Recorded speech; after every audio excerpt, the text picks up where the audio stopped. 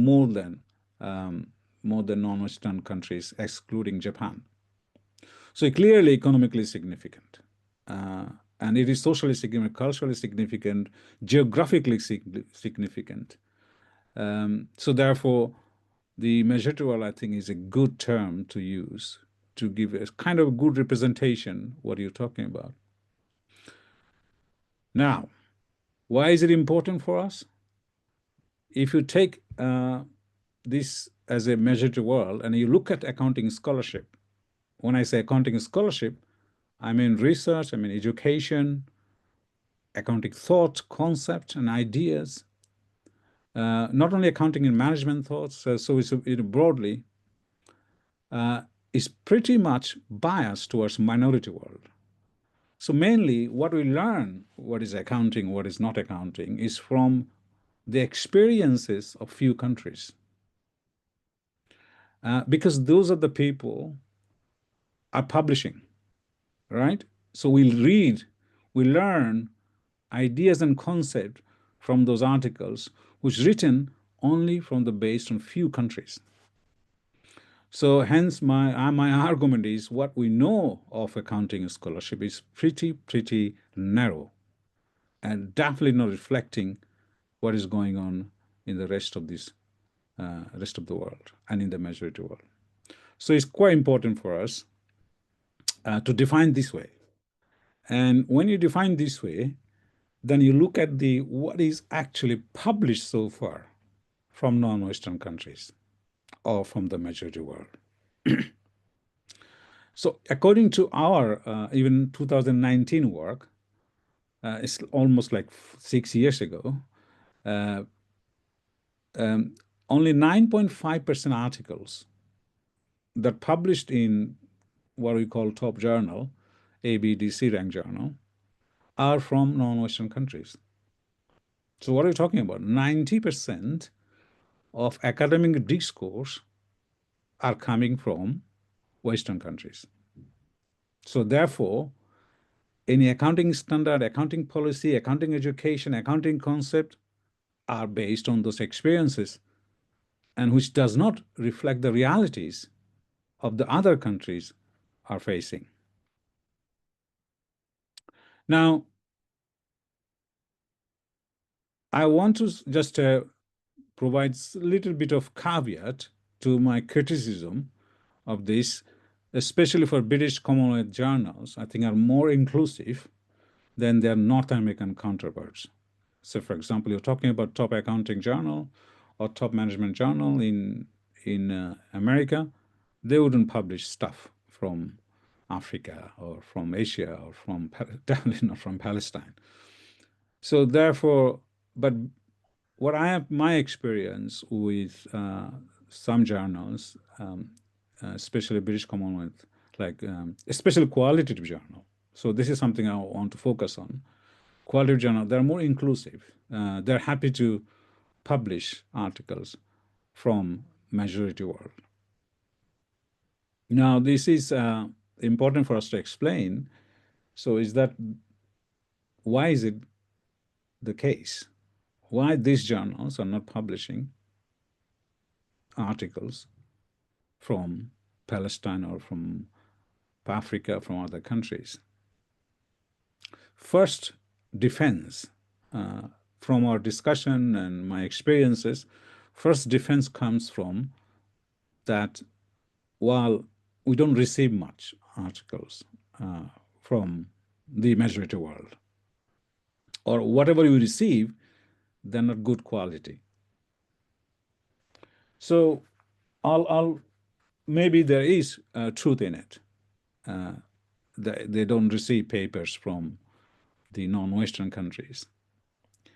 But the responsibility of these editors also is theirs. Why? Their journal not doing work so that people, academics from this world can submit articles. So it's also their responsibility that to attract articles, attract research from non-majority world so that they can submit. So small number of submission is definitely not a good defense. So its responsibility is theirs. bad research, and what is bad and what is good research, I'll explain. Sometimes it is bad research because it comes from Palestine. It's just because of the context, they are not interested. Is that the quality? How do you define quality of research? And today's lecture, I think today's presentation, I'll focus how you actually write a good article, how you can defend your voice, and how you write them so that they don't call it bad research. Second reason, they say, methodological preferences. Again, I'll focus on that in some of my slides. They say that our journal is interested in, say, quantitative studies, for instance. And the quantitative studies that we receive from the measured world are not suitable. For example, they have a small database. So therefore, some of the statistical techniques they use are not relevant. So this is something I want to talk about. And also one of the reasons I wanted to sort of do these workshops is because of this problem. And secondly, journal orientation. Thirdly, journal orientation. Some friends say, okay, we're not interested in majority world. We're not interested in non-Western countries. But you never say. The problem is if you go to all these journals, they don't say we're not interested in majority world or non-Western countries. So if you're not interested, why don't you say so? Why do you call yourself international journal, right? If you call yourself international journal, you shouldn't have that kind of orientation. And I have people shared me a lot of experiences, their stories, how their articles were rejected because of coming from a particular set of countries. So these are the kind of, I thought, is the reason or defense coming from the gatekeepers of this academic discourse. Then also, I think one of the points, the reason they're underrepresented is citation bias. So how do you influence academic scholarship? By citing the work from the relevant works from the majority world. Unfortunately, even authors from the majority world, don't cite the studies from the majority world. They focus on Western studies. So what happens? You're recycling the knowledge being created, which is not relevant to you, and yet you're creating that vicious cycle. So citation bias is clear. And I have actually experienced that. As soon as you write something, say from Bangladesh or Palestine, they'll say, okay, it's not relevant. It's Palestinian, it's Bangladeshi. It's nothing to do with us, nothing to do with major accounting scholarship. So they don't cite it. So this is also one of the problems that we need to overcome. Oh, these are the underrepresentations, explanation underrepresentation. However, now I want to give a positive news.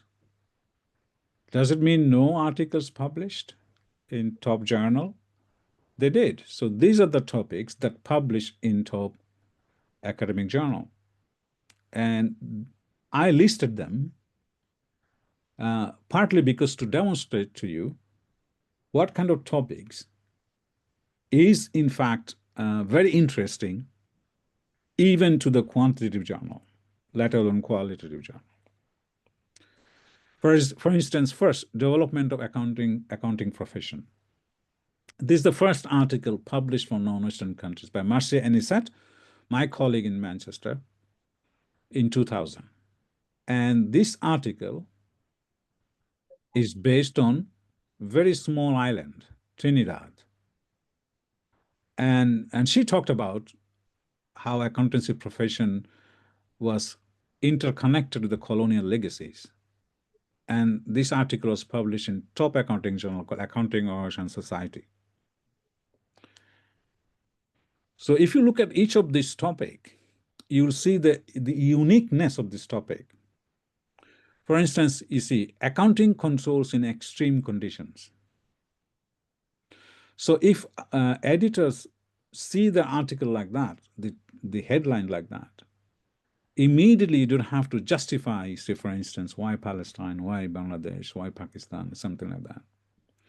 So we demonstrated in those kind of article that how accounting control are shaped, practiced in extreme conditions, the conditions such as slavery and so on and so forth.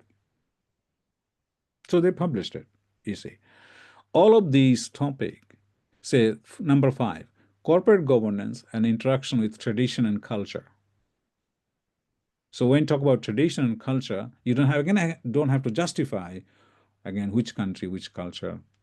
You simply demonstrate how culture can shape the corporate governance practices. So it's uniqueness, you know. Every single topic you can see has some sort of uniqueness. Corporate governance in extreme circumstances. Hyperinflation, for example, published in top American journal, quantitative study from Zimbabwe. So again, because of the uniqueness of this topic. So that's what I'm saying. From the measure tool, you have that capacity to deliver those kind of uniqueness, those kind of rich, diversified topics to the accounting world. And even quantitative study is interested to publish. Apartheid, for example, from South Africa. And this topic could be very interesting for Palestinian academics, for instance. So extremes, if I talk about extreme circumstances, Palestinian academics probably suffering more than any other countries in the world. So Dalia and I is working on called budgeting in settler colonialism context. So this is the way we need to think. You need to think to publish in top journal. Think about the context that you are sort of in, and then bring that into accounting, management, and whatever discipline you're trying to publish. So typical topics does not work, but unique topics would have much more interest from the editors if you can write one. For example, I've seen papers from to our journal, earning management, right? This is a very typical topic. I know why you are interested in earning management, because this is what the literature tells you to do. On its own, it's not very interesting if it's earning management in Palestine. But if it's earning management under occupation, might be interesting. So each of this topic could be interesting from the Palestinian academics if you use occupation, extreme conditions, circumstances, things like the experiences these academics are facing, bring that into the topic that you are interested in. So these are the topics that published, and I hope that maybe it could inspire you, can think of something from your context. So I'd like to talk about the journal that we're now, I'm the editor. And this is based on this problem that we have been facing, or our co-researchers are facing last 20, 30 years, because they're struggling to publish papers in accounting journal. So we decided to establish the journal to sort of give the voice to these researchers from these non-Western countries. And thankfully, when we started it, I actually thought, well, would anybody submit any article to the journal? But thankfully, we do. Initially, we only received 50 submissions. Now we receive like nearly 600 submissions. Unfortunately, we can only publish 45 articles. Again, a lot of rejections happening because of that. Anyway, so I think we are rank-wise we're doing very good. I think people probably getting attracted because of that. Because I know when people submit papers, they also think about their promotion and so on and so forth. Anyway, so this journal has done very well last 20, 15 years and doing very well within sort of, for example, according to Web of Science, we rank at 38 out of 241 in business and management, including accounting journals. So I think it's a good achievement. So if you publish in this journal, I hope you get some credit for your promotion. Okay, so the point I was thinking, I was trying to sort of explain, how can you publish in top journal? I think you need to ask the relevant research question. This is the key for any papers to publish. At the moment, what happens, scholars basically mimic. They don't know what topic is interesting. So what do? You go to the literature and see which topic is being published, and you take the topic. For example, learning management. But this is the problem, because earning management on its own, absolutely not relevant for non-Western countries or Major 1. It could be relevant if you then connect with this particular concept with something else, because then it would give you the uniqueness that it deserves. So you need to stop mimicking from the literature. You read the literature, important, but think about the context that, or your data coming from, and see what kind of uniqueness you can add to the scholarship. I mean, I just keep thinking, I haven't seen any papers, accounting under occupation. Why not? I mean, this is like a saddest thing for me. Why would I not see why accounting scholarship would not be enriched by this kind of topics? Mainly because I don't blame the researchers, because they read the literature and try to mimic. So today's presentation, I just urging all our academics, please think about your own context. Read the literature, think about your own context, and then enrich it by thinking of your cultural setting or political setting, economic settings that you are in. Take an example of corporate governance study. And corporate governance is a common topic for many disciplines, right? Accounting, finance, management. Now, first point I wanted to say here, monitoring of executives versus compensation package. Compensation packages is very well studied in Western countries because their CEO getting, million dollars, and for their compensation, share price is connected. Very important topic for them. But do you think it's an important topic for African countries or Palestine or Bangladesh? It is not, for two reasons. One, they don't get that much money. Number two, their salary is not connected to share price. Even though connected to share price is not that kind of a, not well linked. Thirdly, most of them are family owned. Well, there may be stocks listed, but 40, 50% shares owned by a family or group of people and so on and so forth. For them, compensation package are not important. Perhaps monitoring our executives could be an important topic for corporate governance researchers.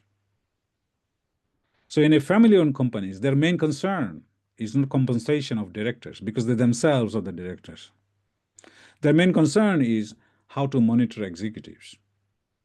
So this kind of topic may be more relevant to non-Western countries. Similarly, board of directors, very important topic for Western countries.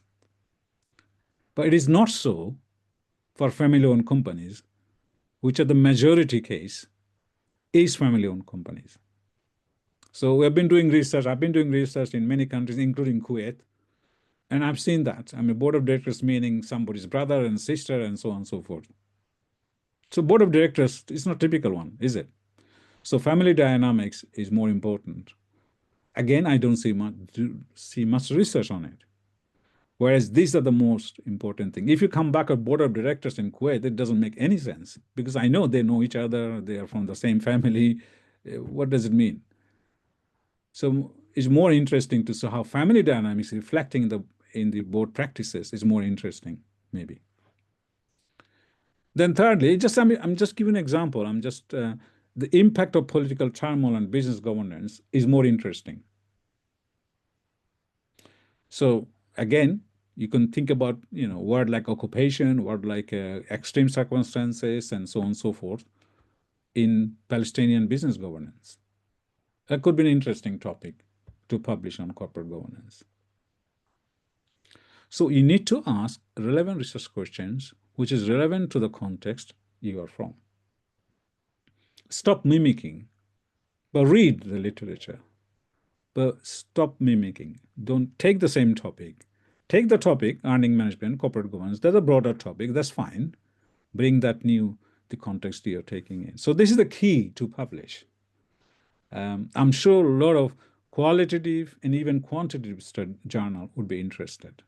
As I showed you already, hyperinflation article was published from Zimbabwe in accounting journal, top accounting journal in America. So therefore, some editors are interested.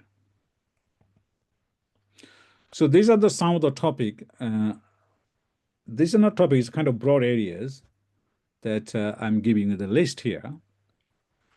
And you can think about of doing research on. For example, I think SDG is a very important topic for all countries, not just Western countries, for all countries. But what kind of SDG is quite important for non-Western countries, like gender equality, human rights, labor rights? You connect those SDG with accounting. And this is as an accounting or management scholar, we need to do that. So each of these SDG can be connected with the accounting concept or management practices, accounting practice, and so on and so forth. So pick one of those SDGs and try to think what has been written in the literature around that, and then bring it to do the research. And secondly, I'm calling it epistemic disobedience, meaning that you need to think about different methodology, different theories. For example, I was thinking of recently that all the theories that we think of coming from where? From the West. Right? So how do you expect that Western theories is able to capture the complex realities that other countries are living in? Agency theory apparently is universal and works for every single country. Obviously not. So we're recently thinking of writing a paper on agency theory, not Jensen and Macklin, but Akan philosophy. We're trying to theorize how Asians think in Africa. What kind of self? So, for example, agency theory in the West, they conceived as a self-interested individual.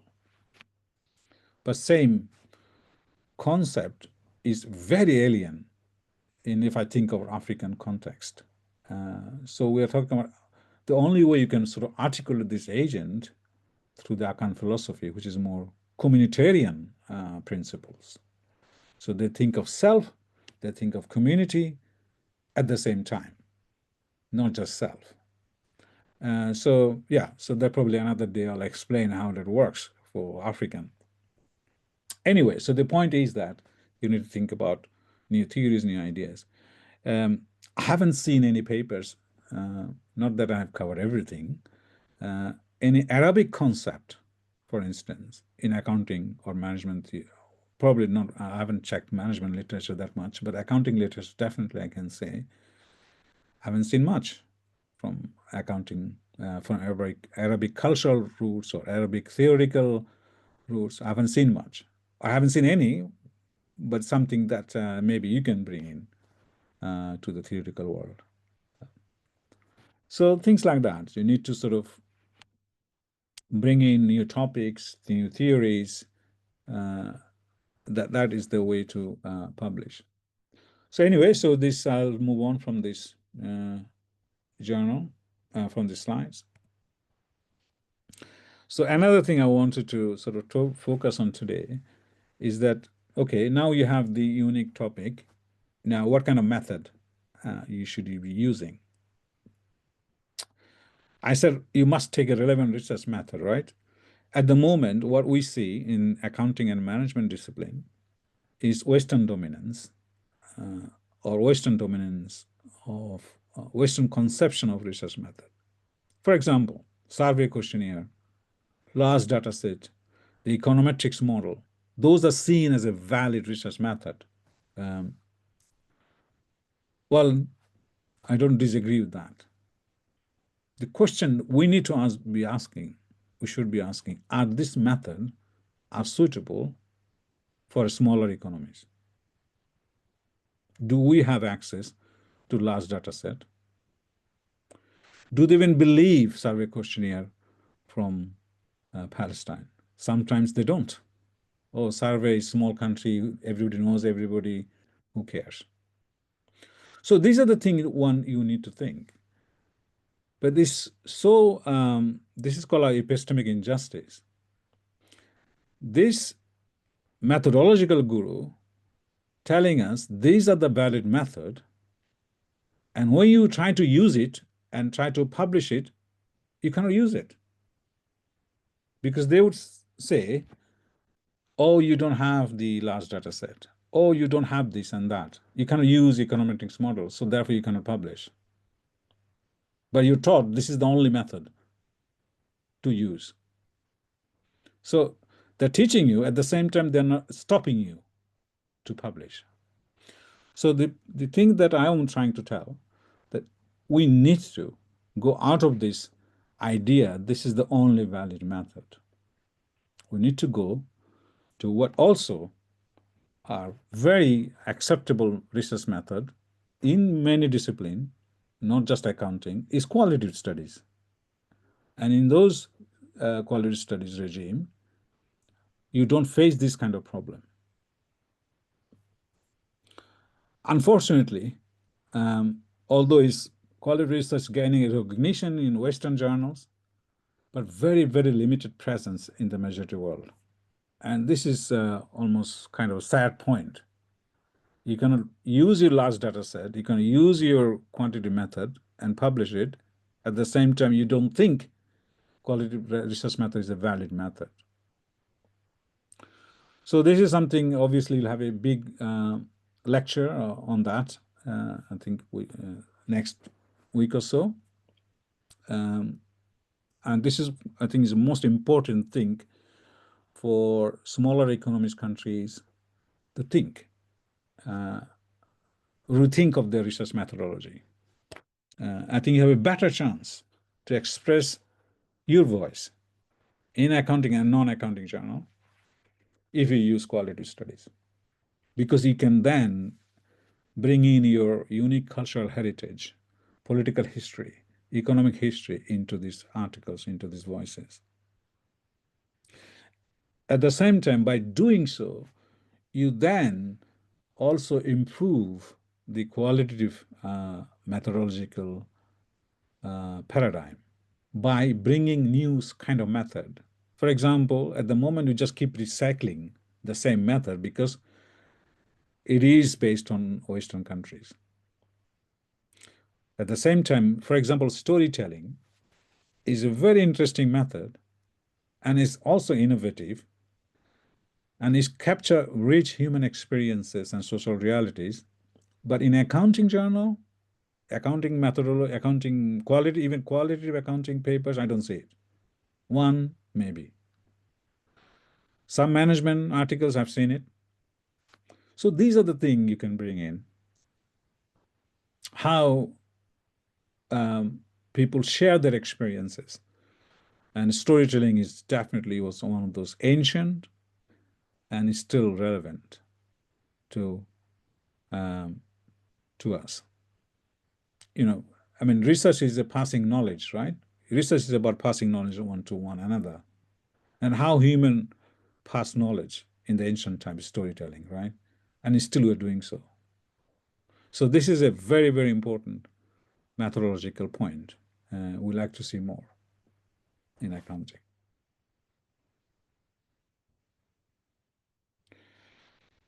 I think I touched on that at the moment.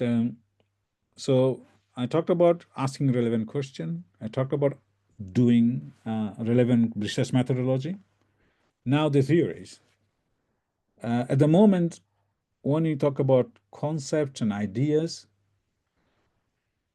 all the concepts and ideas from the non-Western countries crowding out by the Western dominance. Again, same thing. So as soon as you go for the theories, new theory, we find all Western philosophers and using Western philosophers to accounting. But we know that in the majority world, we have a diverse cultural and political social landscape, and they are shaping management, accounting practices, fragile institution, colonialism, historical roots. Sociological theories from the West does explain a bit of that, but I would like to see more non-Western countries theory in it, because that is more rooted, locally rooted, at the same time globally relevant. So I explained that how Akan philosophy of the person could be an alternative agency theory for us to rely on. And one can also think about new theoretical ideas from the literature we haven't heard. For example, this is my own experience also, was writing about Japanese participatory budgeting practice. So when we're interviewing in Japan, basically we're trying to understand how Japanese people participate in the budgeting in the local government. So that's our idea. We'd like to demonstrate the participation in budgeting in Japan. So drawing on our interviews, we realize we cannot capture this complex way of participation using, for example, Hofstede cultural values, which is very, very popular in the Western countries. We rather felt, and I had to read Japanese history and culture, then I felt that Japanese scholar called Nakane's group society concept better explained the participation. So use that concept to explain how Japanese people participate. So you need to take this kind of attitude towards theoretical ideas. Don't have to rely on Western theories. Think about your own theoretical landscape. And it is not, in qualitative studies, risky. It's actually appreciated. If you bring new theoretical ideas, reviewers and editors, especially in qualitative journal, they like it. So I think it's a good opportunity, because that's the way we can bring the rich diversity we're talking about in the majority world. That's how we improve accounting knowledge. If you don't bring ideas into accounting knowledge from this majority world, then what is the point of doing research in non-Western countries? Okay, so this is kind of a three things I want to discuss. So asking relevant question, doing relevant research method, and also thinking about new theoretical ideas. Now, this slide is trying to explain that I know some of the colleagues of yours, trying to publish in different journal, but got just rejected, right? And so I wanted to sort of give a clue what is more important for you to sort of think, not to get just rejected. Obviously, so far I discussed, if you talk about a unique topic, very little chance of this rejection. That's for sure. But obviously, that's on its own would not be sufficient. What would be important, on top of your uniqueness in the topic, is to identify the debate in the literature.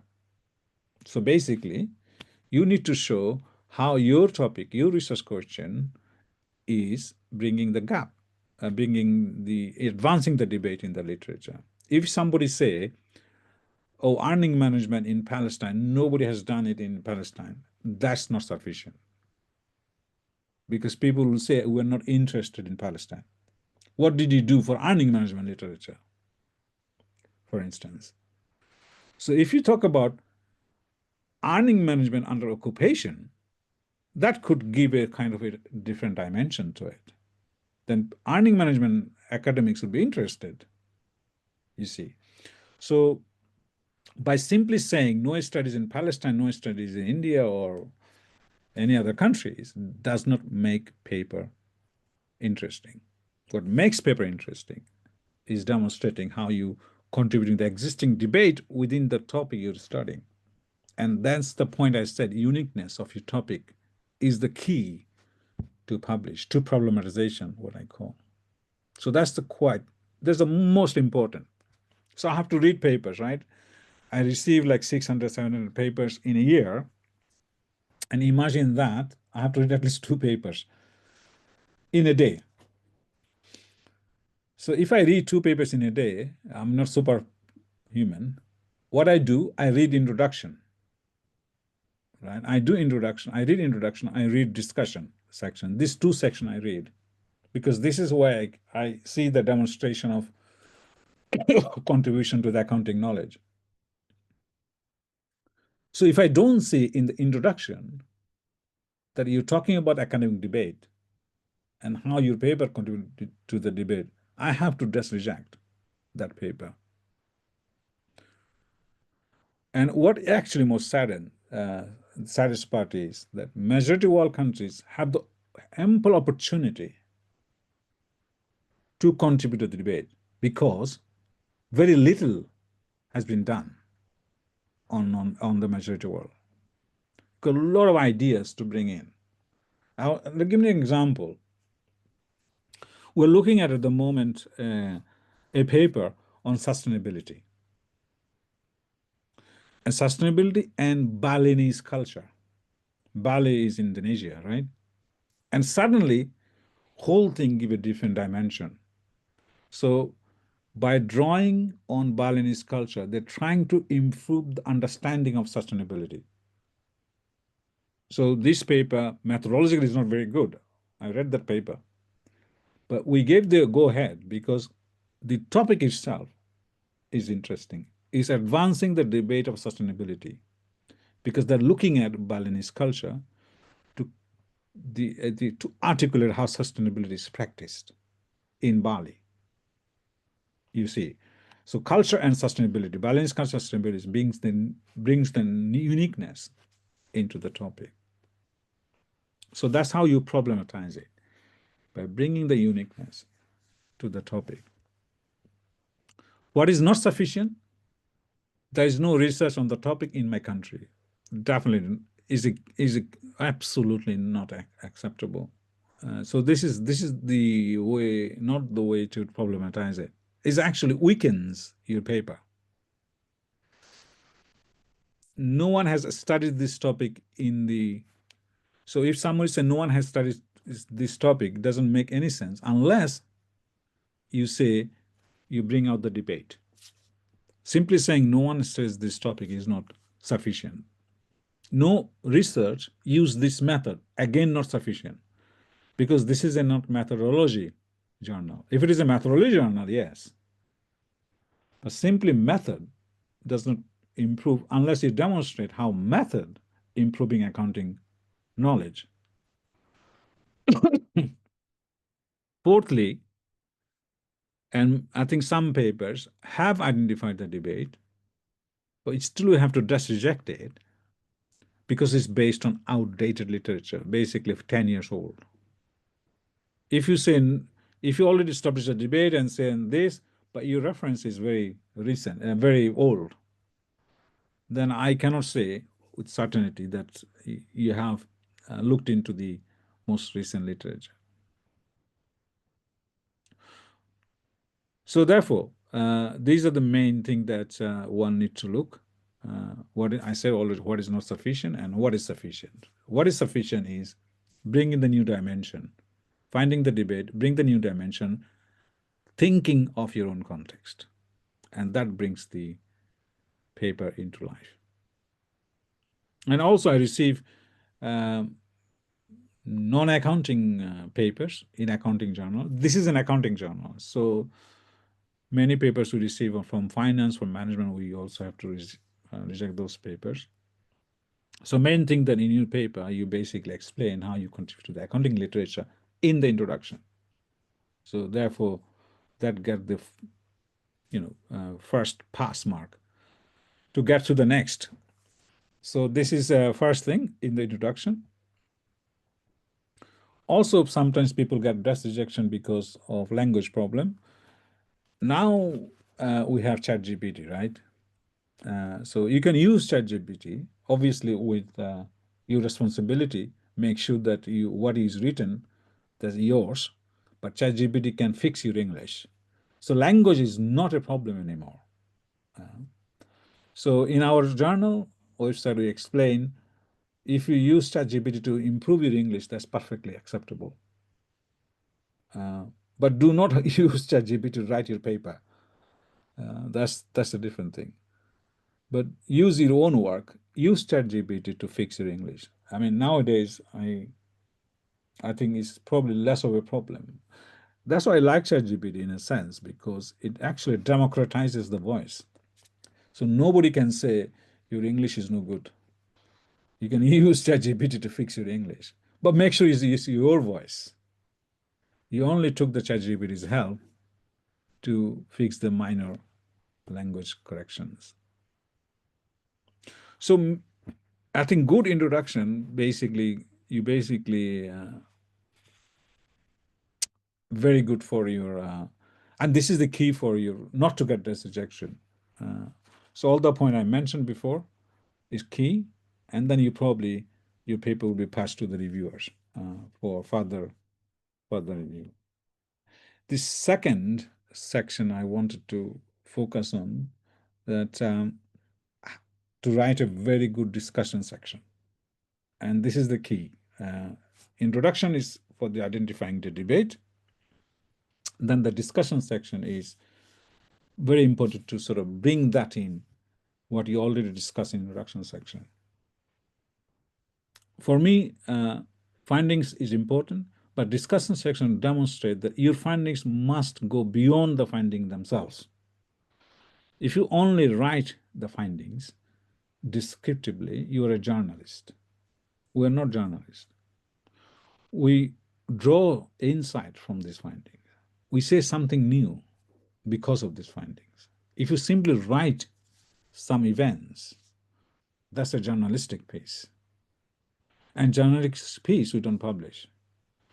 Academic must say something more than findings. How do you say more than findings? Use your literature review to say more than findings. Use your theoretical ideas to say something more than findings. You explore implications. So, for example, you explain something in the discussion section. You discuss your findings with the literature review with a theoretical concept, and then say something new. So basically, what you have to do, you need to then say, what do the findings say about the broad research issues and intellectual puzzle you introduce in the introduction? So, for instance, I mentioned about Balinese culture and sustainability. So this is the section where they actually shows us how Balinese culture shaped their sustainability, and broadly, how culture shapes sustainability. So this is the section you have to say it. And it shows the impact of your research on the knowledge. And in this case, accounting knowledge. So in this discussion, it's a good opportunity, in a sense, is a good marriage between literature review section, and empirical finding section or theoretical framework section. So literature review, theoretical framework, and the discussion is a good marriage if you write a good discussion section. So this section is the key to bring those three sections together. And actually, this is the most important part. And a lot of academics actually struggle, even senior academics. But one can learn from learning from other articles. So I wanted to say a few things more. Now you understand how to not get the desk rejection. The question is, after the desk rejection, what do you do? Sorry, after not getting the desk rejections, what do you do when your paper is under review? So what I say, once you receive the reviews, the game begins, right? It's a game between whom? Between yourself and the two reviewers and the editor. So editor has already said yes, right?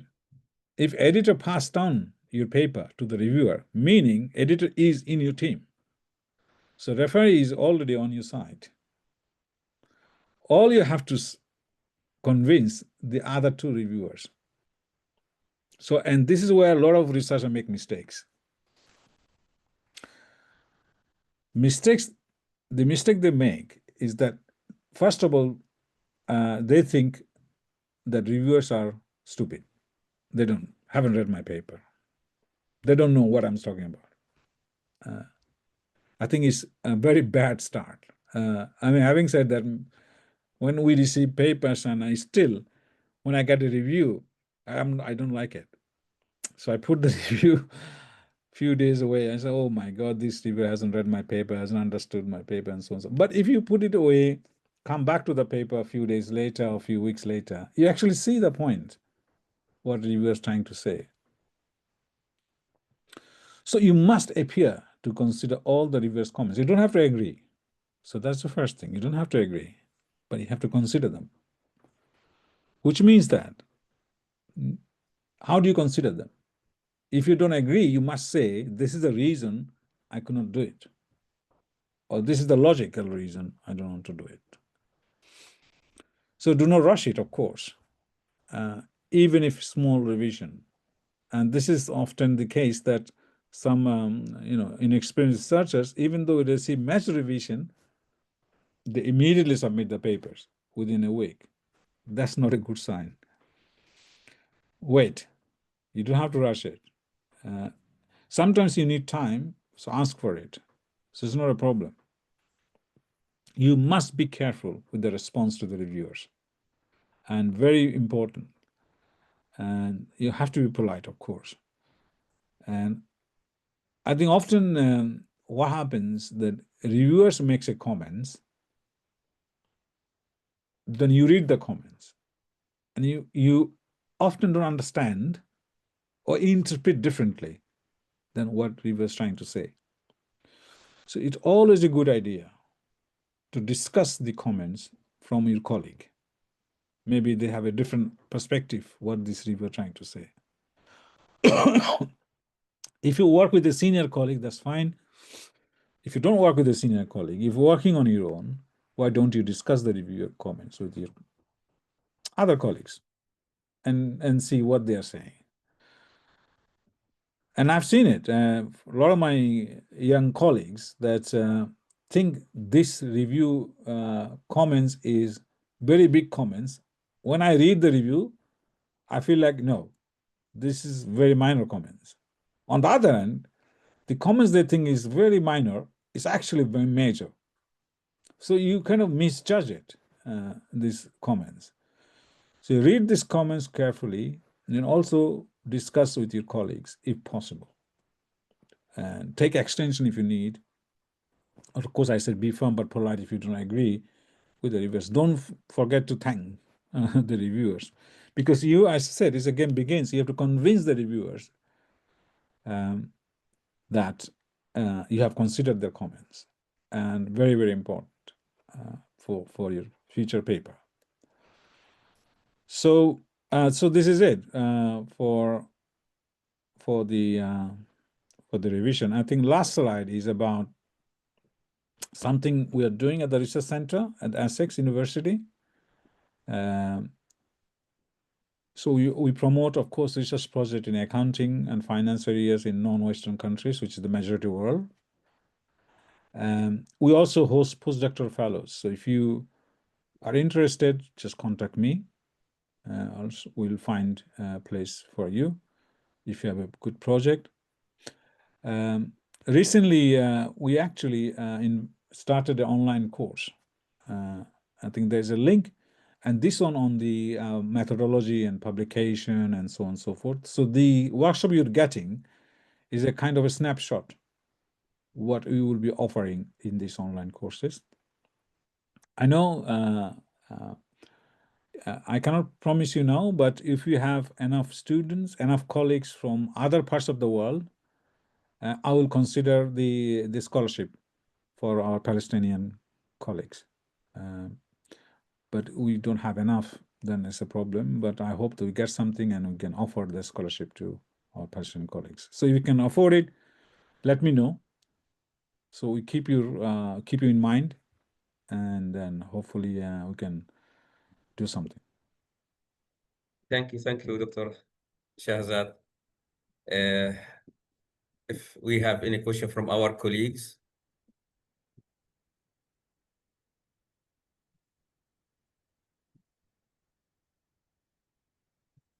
We have a yeah, if you put if Yeah. possible, video on, and also not is fine.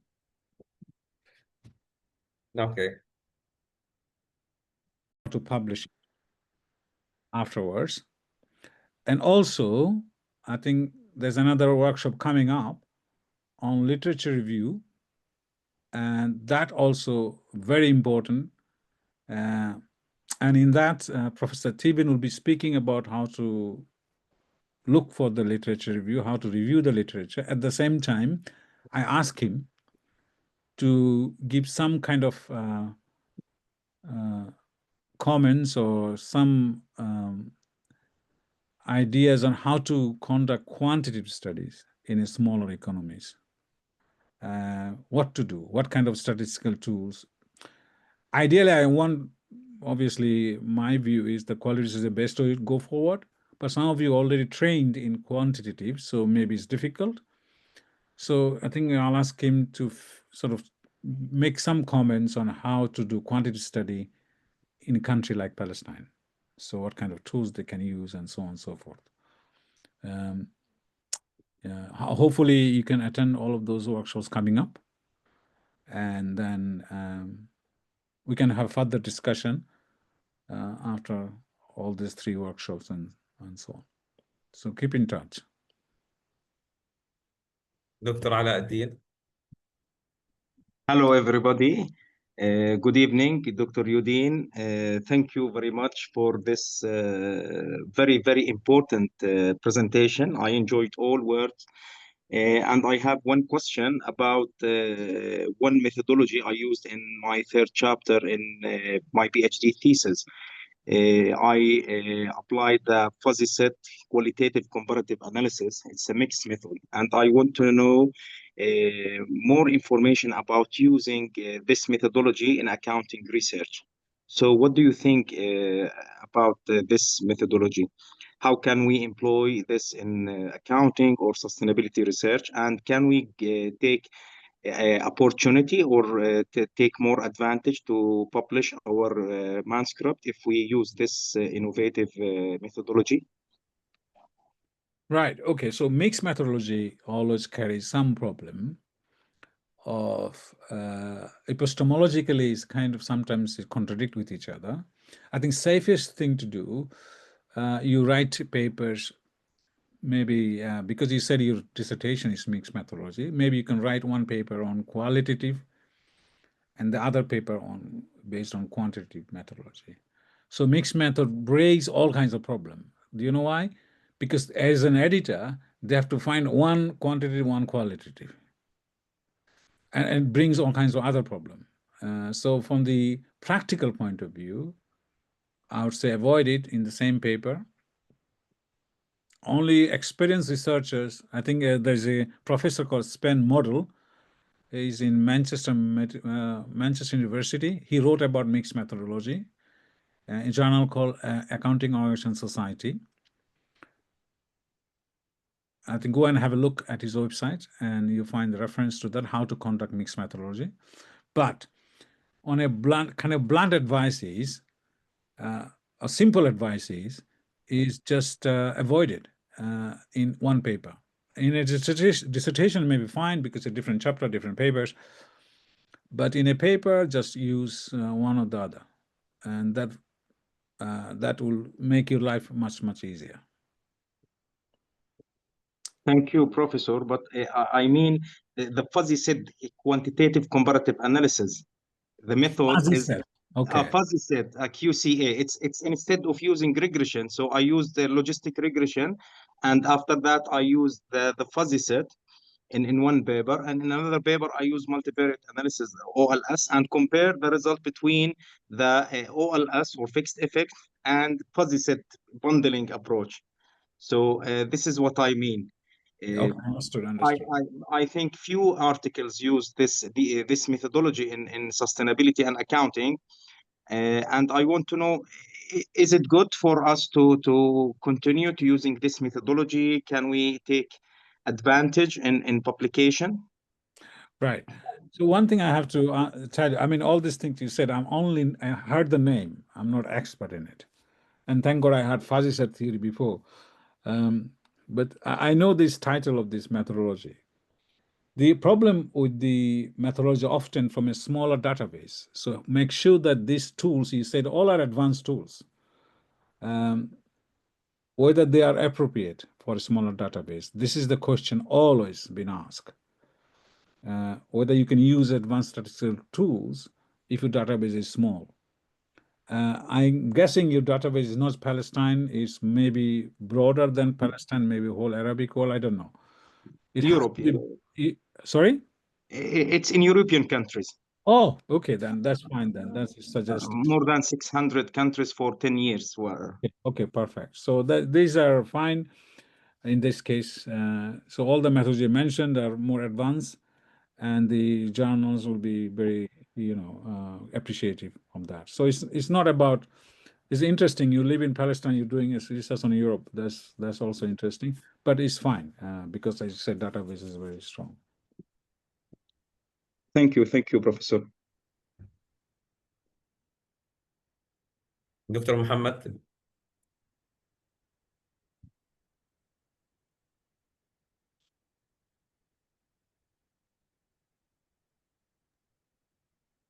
Not here, Yes, Dr. Muhammad. Yeah. I don't want to be interrupting other people or preventing them from having the chance to talk to Professor Udin. So my question, I recently started teaching the research methods module.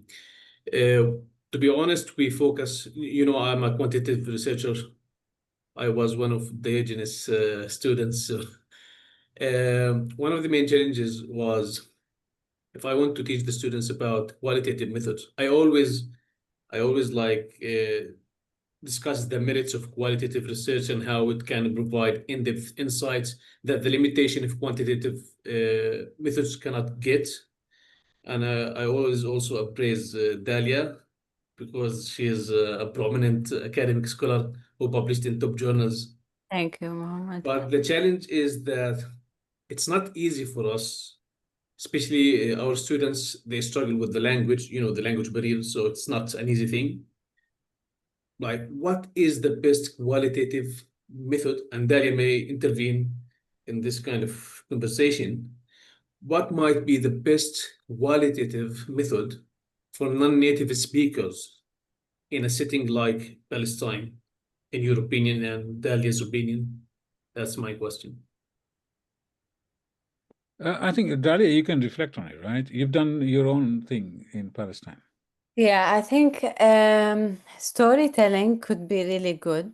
What I've done semi-structured interviews, and I've really enjoyed it. You can still like you can interview people in Arabic and translate the transcription that you have. So I found interviews are good. I've also done discourse analysis, which was really hard. Discourse because we use linguistics analysis. But do you think the students at the bachelor degree might be able to do discourse analysis? Interviews, I think it's more reasonable. What do you think Yes, about I it? think, discourse analysis, no, because you use text that is already published in reports, so you're gonna use the English language. What else I think is good qualitative ethnographic study in Palestine, and perhaps professors that can give us a bit of insights on ethnographic study. Yeah, so I think these could be really good qualitative in the context of Palestine. I Thank you. think So questionnaires and interviews. But uh, I don't know much about the third type. no, not the questionnaire, the interviews. Other thing they could do, undergraduate, postgraduate, and also PhD, is what I call participant observation or observation. So a lot of my PhD student and myself, when I was doing my PhD, I did my participant observation, meaning that I became an employee of a factory, of an office. So undergraduate students can, or postgraduate students can actually work for 3 months or 2 months or whatever, and they can reflect, use those kind of as their methodological point of view. So use those kind of ethnographic experience, real experiences of working with managers and so on. So participant observation would be a good method and easy to do if you have access to this The organization. access is the problem. And I remember something you said in class back then. We told you, what if we don't have access? You told us, then you can become a quantitative researcher. Did I say that? Uh, so if access is a problem, then it's a problem. I think you have to make sure also, you know, you can do other thing. If you don't have access is a problem. If you cannot do primary interview, primary data, you can do like content analysis, like archival research, like a documentation. Papers are published based simply on documentation. So they can do those kind of things. Yeah, I don't know why is especially problematic in Palestine. I don't know, but Actually, I think the whole region is like this. It's more easier for us, like just to get the secondary data and do some sort of regression analysis, and that's it. Access, it's a cultural thing. I don't think we have the openness in Europe. Like I remember how students used to get placements, access to research, more collaborative corporate sector. Here, if you don't have family connection or these kind of things, it's much difficult to get access. So you can think of it as privileged people get some sort of access to do this kind of research. And to be, yeah, access works different ways. So as you said, family connection. People use family connection to get an access. So that's fine. Archival research could be interesting in the context of accounting as well in Palestine, but I'm not sure where you could find archival research. is it possible just to clarify what does it mean in qualitative context? Because in quantitative research, it's different thing.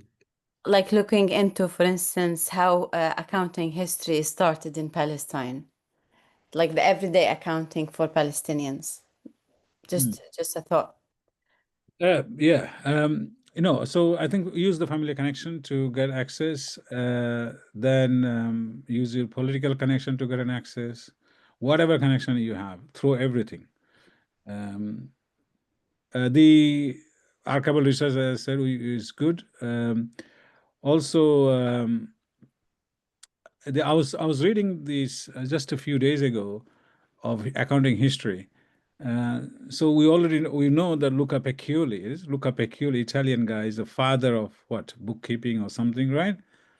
I was reading history of, and apparently he's not.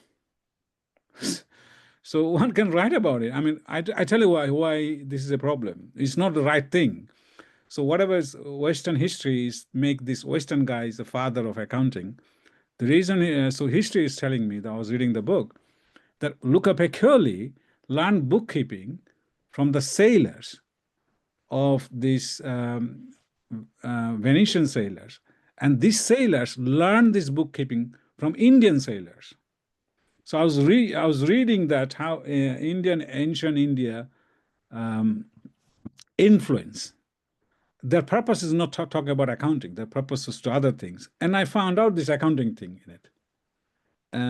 So somebody has to write about it. I don't have much time really. I'm doing many other things.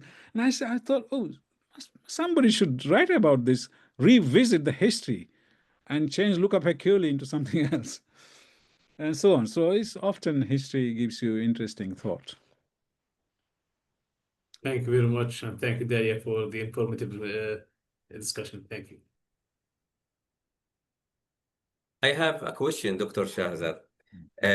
Concerning, we have two ideas, very influencing ideas, in fact, and one is that our research has to reflect our local and cultural circumstances, and we know we don't need to mimic what is happening in the West and try to just copy and paste and changing some ideas. And the other idea is to move from what is the mainstream now, at least in my country and among my fellow researchers here, quantitative research into qualitative research, right?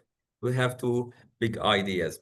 And in fact, making these changes is, has to struggle with the acceptance rate for the publications. You know that the publications here, they are mainly for promotions. You know, they are researchers, they want to be promoted, so they want to be accepted very often, or as my colleague, Dr. Rani said, one paper has been rejected for 2 years right now, so it is not a good thing for him.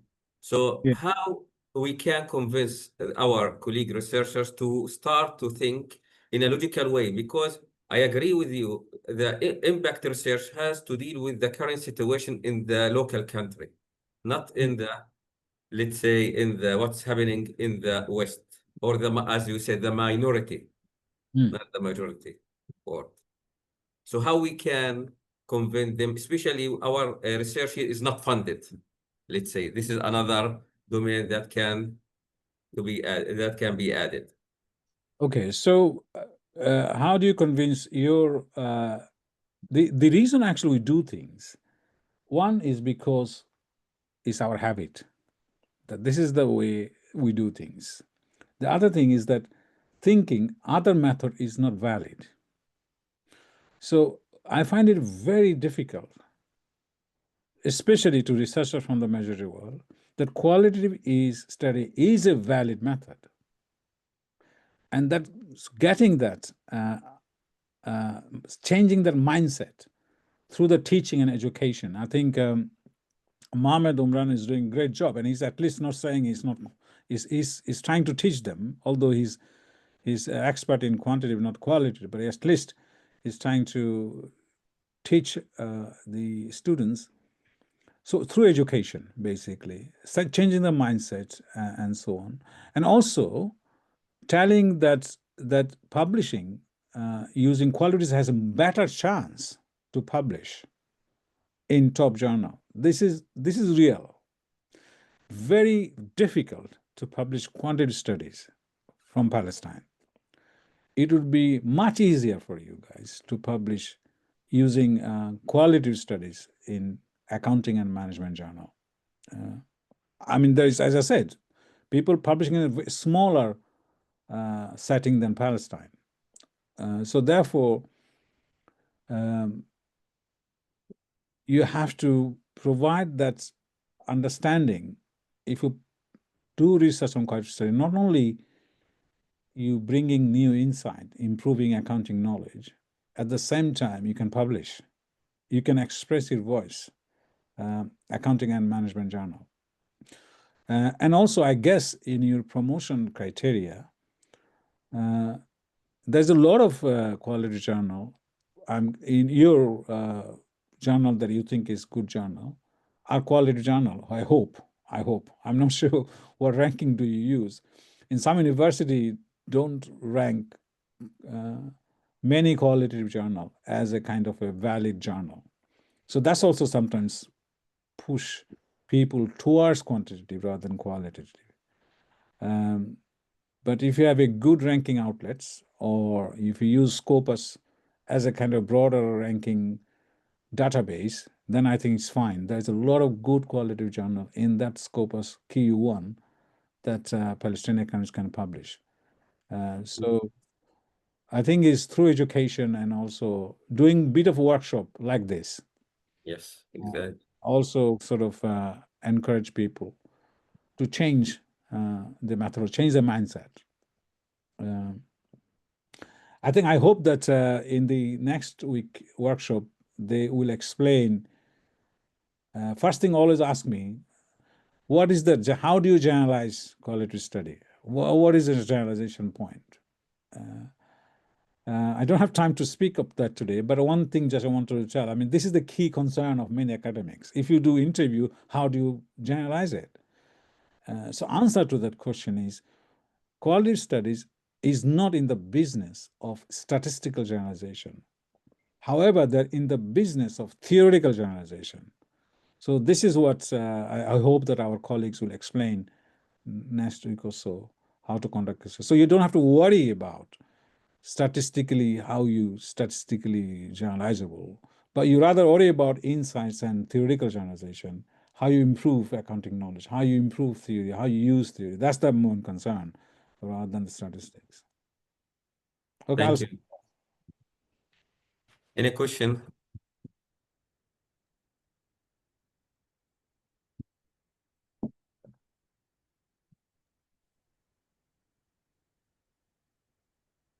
Seeing that our colleagues, Okay. we have from Dr. Sam Fuqaha. Dr. Sam, go ahead. مرحبا. Good evening, everybody. I also welcome Prof. Shahzad for this very interesting meeting. Actually, you spot the light on a very important issue, and I can.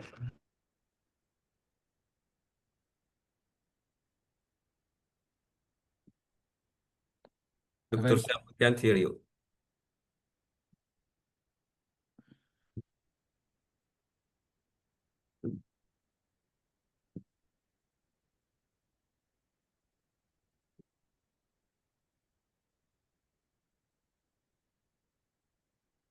Dr. Sam, we can't hear you. Yeah, I think we lost. I think so. Maybe he can write it on the chat. Yeah. I think also I want to say to the colleagues, I think I mentioned before sending articles, you look at the journals and take advice from colleagues, which journals you should send the papers to. As I said, in management journal, organizational journal is very good. Work and employment is very good. They'll publish stuff from Palestine. So there are voices, there are outlets there for express your voices. So it's not just basically a matter of finding them. I know it's difficult sometimes to know which journal, and for that you need probably consultation, you need help, advice from senior colleagues. Yeah, thank you. And you also publish, Dalia and I publish in accounting journal, critical perspectives on accounting, and very tough. I thought they will not publish it. And so we spoke our mind in that article. I think read that article. I hope that you share the article to colleagues. Yeah. And it's very relevant to Palestine and the current situation they're in. Excellent.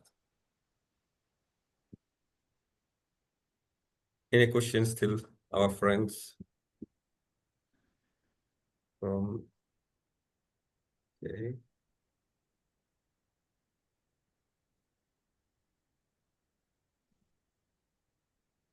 I think we need to tell our story.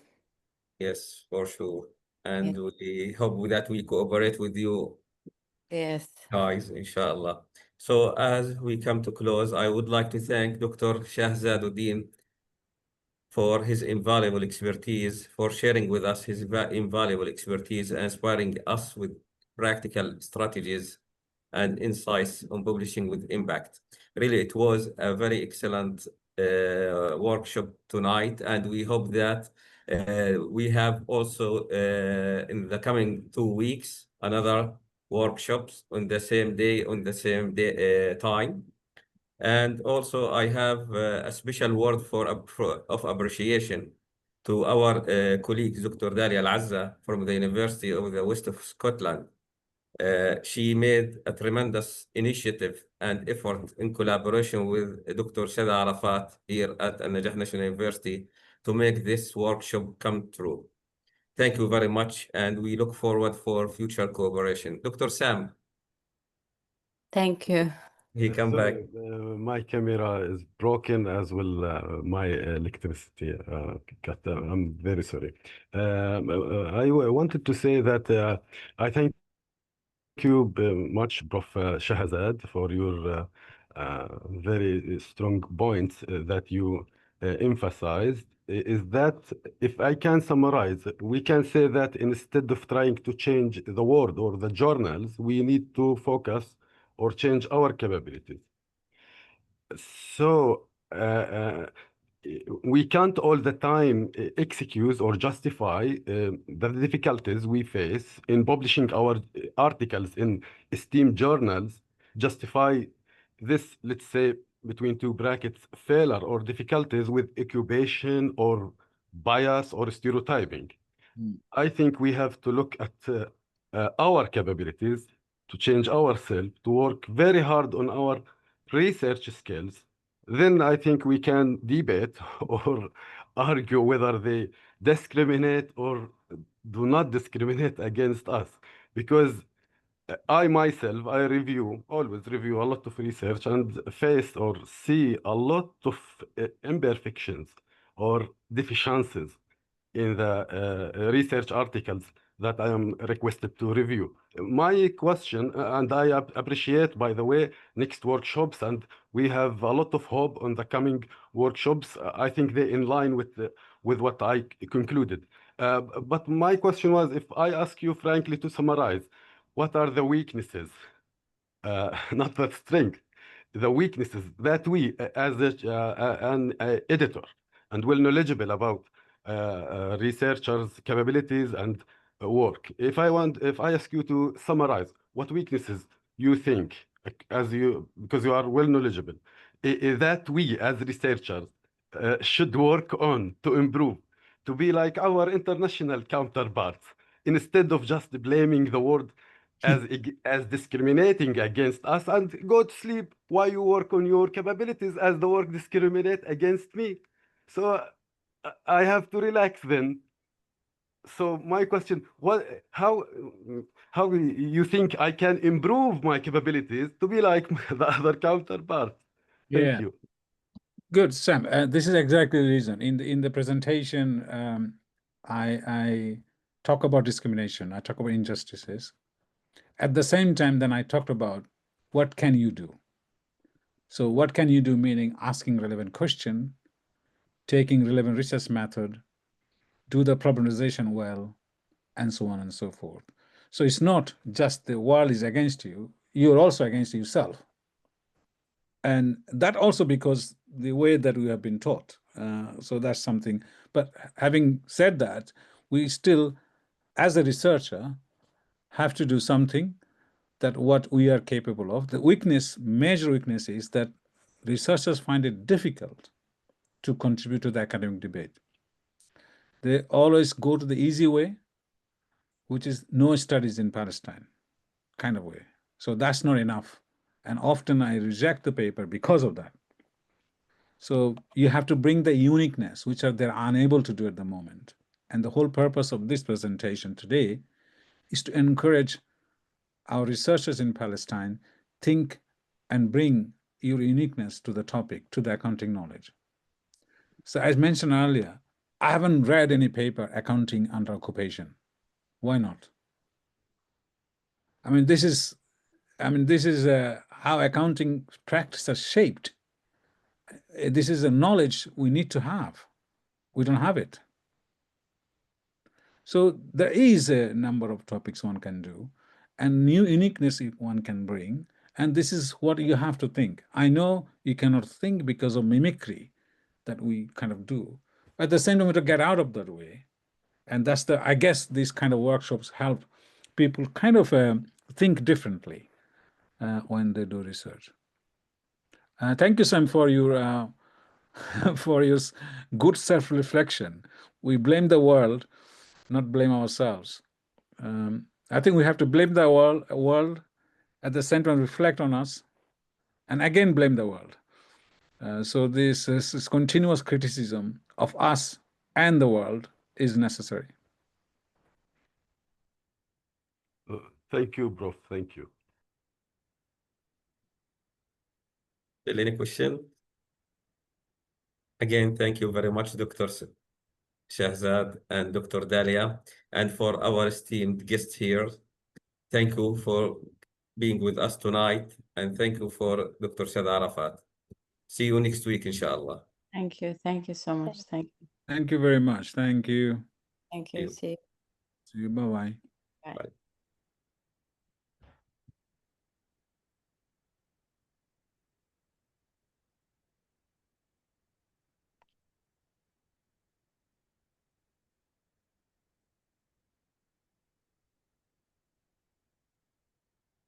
شكرا كثير يا جماعة. العفو دكتورة، نشوفكم شكرا الأسبوع لك الجاي. شكرا بإذن الله كثير. تعالى. إن شكرا شاء لك. الله. أهلا. أهلا مع السلامة.